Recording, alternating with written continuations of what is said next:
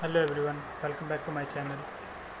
बहुत दिन से मैंने कोई लॉन्ग वीडियो भी नहीं डाली और ना ही मैं कोई वीडियो डाल रहा था। असल में बहुत ज़्यादा डेंटिस्ट या डॉक्टर्स को जो ये सोचते हैं ना कि डॉक्टर से उसको बहुत ज़्यादा रिच होगा, कमा रहा होगा, बढ़िया हिसाब किताब होगा, लग्जरी लाइफ जी रहा होगा और बहुत अच्छे से उसका रहन सहन होगा, खान पान सब कुछ ठीक है। उनका इमेजिनेशन अपनी जगह सही है, वो अपना प्रेडिक्ट कर सकते हैं। लेकिन हकीकतन जो बात है ना, कोई भी डॉक्टर हो, ठीक है, because you are eligible for white coat, तो या उनके साथ काम करने वाले असिस्टेंट हैं या स्टाफ के हैं, वो सभी एक मेडिकल फील्ड से ही आते हैं और वो सब एक पार्ट हैं डॉक्टर्स का। ठीक है, हम ये नहीं कह सकते कि हम डॉक्टर हैं तो हमें ज़रूरत नहीं पड़ती असिस्टेंट की, हमें ज़रूरत नहीं पड़ती स्टाफ की, गर्ल्स जेंट्स किसी की। सब एक पार्ट का हिस्सा हैं और सबको मिल कर के ही काम करना पड़ता है, बिकॉज वी आर यूनिटी।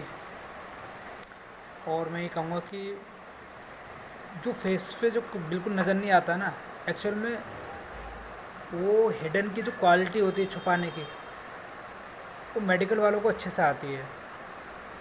हाँ, हो सकता है कि सबको अपना अलग अलग एक लेवल होता है स्ट्रेस का, काम का, हर चीज़ का, लेकिन डॉक्टर्स इतने स्ट्रेस में भी एक स्माइल चेहरे पे लाता है, उसके बाद वो काउंट डाउन होकर के समझाता है, बताता है पेशेंट्स को अच्छे से, स्ट्रेस को अपने को हटा करके उसको बात करता है, वो समझाता है।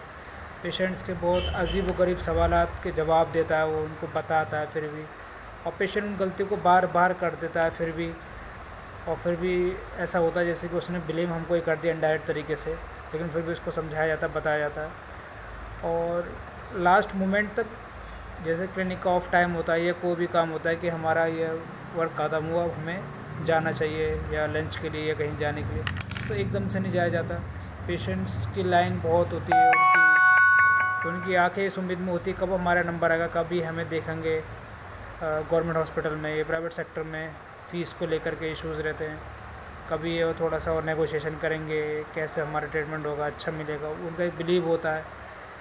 और कुछ बिलीव उनके ऐसे होते हैं कि थोड़े में बहुत ज़्यादा की उम्मीद लगा लेते हैं, जो कि वो गलत है, इतनी नहीं लगानी चाहिए, और टू द पॉइंट उनको सब बता भी दिया जाता है।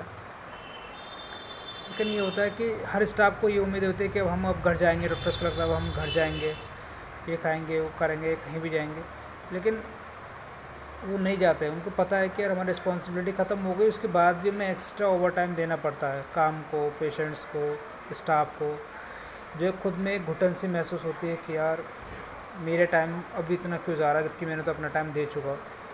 लेकिन वहाँ पे फील होता है कि नहीं यार, हमने मेहनत किस चीज़ के लिए की है, इसी दिन के लिए तो करी थी। आज हम इस लायक बन गए, लेकिन हमारे टाइम से भी ज़्यादा टाइम जाया जा रहा है, वो इसलिए क्योंकि हमने लाइन ही ये चॉइस करी थी। तो बहुत स्ट्रेसफुली लाइफ चल रही है, बहुत टेंशन फ्री तो नहीं कहूँगा अभी, और हर दिन कुछ नई चुनौती रहती है। ख़ासतौर पर जो प्राइवेटाइजेशन क्लिनिक हैं, मैं उनकी बात नहीं कर रहा, बहुत ज़्यादा बैंक बैलेंस और बहुत हाई फाई और बहुत रिच है और बैकग्राउंड भी उनका बहुत अच्छा खासा है, तो वो सही चल रहे हैं।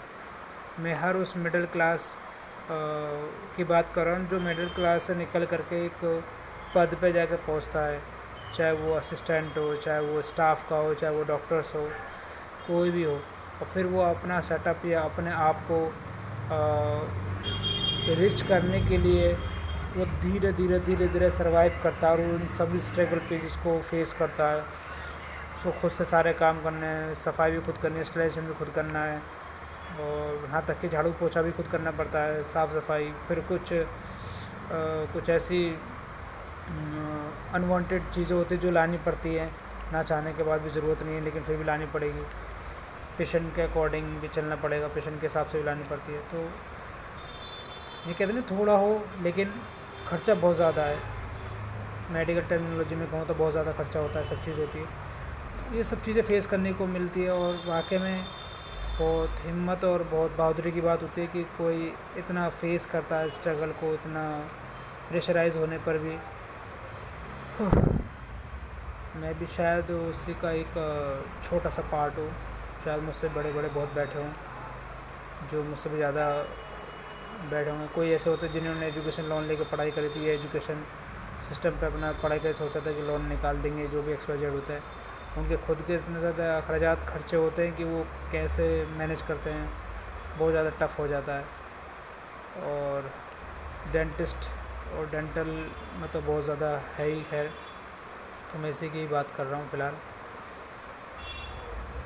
बस यार, हर दिन चुनौती से भरा हुआ है, इसलिए धीरे धीरे धीरे धीरे चलना पड़ रहा है सोच समझ के। तो कहीं भी एक भी प्रोटोकॉल को फेल नहीं होने देना, हर चीज़ का ध्यान रखा जा रहा है कि नहीं, अगर ये मेरे हाथ का तो मैं कर सकता हूँ, जो मेरे हाथ का नहीं तो मुझे बुलाना है किसी को, चाहे अपॉइंट करके बुलाऊँ, किसी को बुलाऊँ।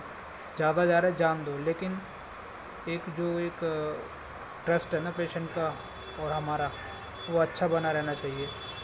सस्ते से सस्ता पेशेंट आता है, और कुछ ऐसा होता है कि अच्छा पेशेंट है, पैड है, लेकिन वो सस्ता चाहता है, तो उसको अवॉइड करना है। क्योंकि तुमने तो सस्ता कर दो, लेकिन फिर उसमें फंस जाओगे, तो उनको उस मसले में नहीं फंसना है। और ऐसे बहुत सारे मरीज़ हैं जो सस्ते के चक्कर में रहते हैं और फिर बाद में हम पे ब्लेम करते हैं। तो सस्ता रोता बार बार, महंगा रोता एक बार। तो इस बात का ख्याल रखते हुए उनको वैसे ट्रीटमेंट दो। नहीं कराना, आप चले जाओ, उनको ट्रीटमेंट प्लान सब समझाओ, तो बता दो, ठीक है कराएंगे, अच्छी बात है, नहीं कराएंगे तो कोई बात नहीं, लेकिन सिरदर्दी नहीं लेनी। तो वैसे भी लाइफ में और स्ट्रेस रहता है, काम को लेके, रेंट को लेकर चीज़ को, और फिर इस तरीके के तो खुराफाती आइडिया थोड़े से लालच के पीछे अगर करेंगे तो गड़बड़ हो जाएगी। तो ऐसा नहीं करना है, ठीक है। तो लगे रहना है, करते रहना है, सीखते रहना है, और गाइडेंस की बहुत ज़्यादा ज़रूरत पड़ती है, इसलिए गाइड के साथ चलना है, ठीक है। Hello, okay, bye.